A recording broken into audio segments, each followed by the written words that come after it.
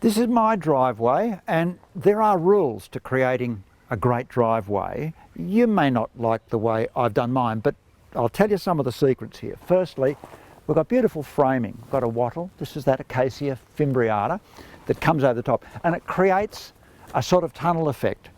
Notice that the driveway disappears out of sight, so it's a little bit like magic, a bit like Alice when she was down underneath in Wonderland and she was going through all those mysterious areas.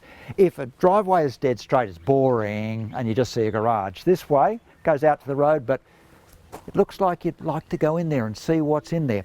And notice this.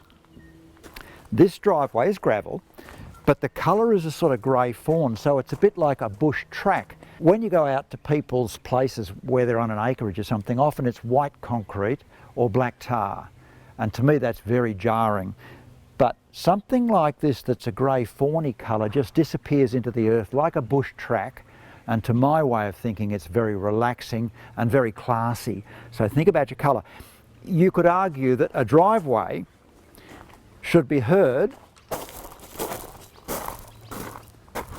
but not seen. The idea, if people say, gee, your driveway's nice, it may mean you didn't get it quite right. The driveway shouldn't dominate. The garden and the house should dominate.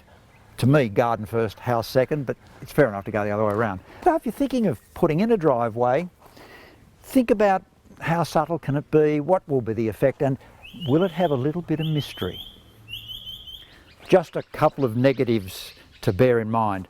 You must stick to a fairly level driveway for gravel, because if it's got a steep slope, the gravel will run everywhere and make a nuisance of itself. And don't forget, every driveway must slope away from the house a bit, because otherwise when it rains heavily, your house will flood. So think of a bit of drainage and think of making it fairly level. A small slope, there's a little bit of slope here, that's all right. Steep slope, all the gravel will finish up down the bottom when it rains.